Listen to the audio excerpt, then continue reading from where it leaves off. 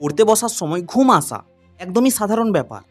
যখনই পড়ার সময় ঘুম পাবে, 1 নম্বর ড্রিঙ্ক ওয়াটার, প্রচুর পরিমাণে জল খাও। অনেক সময় শরীরে জলের অভাবেও ঘুম চলে আসে। যখনই পর্যাপ্ত পরিমাণে জল খাবে তখনই অটোমেটিকলি ঘুম চলে যাবে।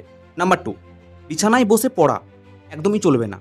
যদি বাড়িতে চেয়ার টেবিল না থাকে তাহলে মেঝাতে বসে পড়াশুনো করো, কারণ বিছানায় বসলেই ঘুম ঘুম ভাব চলে আসবে।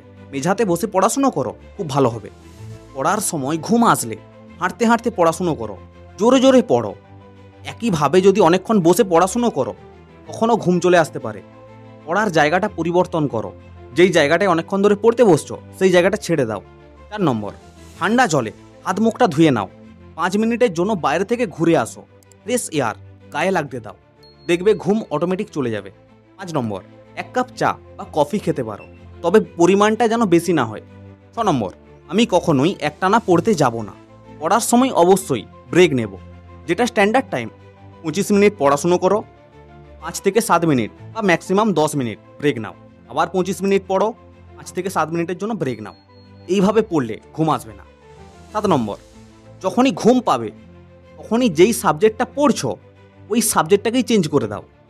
যেটা তোমার ইন্টারেস্টিং সাবজেক্ট, যেই সাবজেক্টটা তোমার পড়তে সবচেয়ে বেশি ভালো লাগে সেই সাবজেক্টটা পড়ো।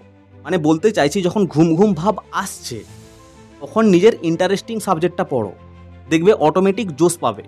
এই 7টা টিপস ফলো করো, দেখবে পড়ার সময় আর ঘুম আসবে না।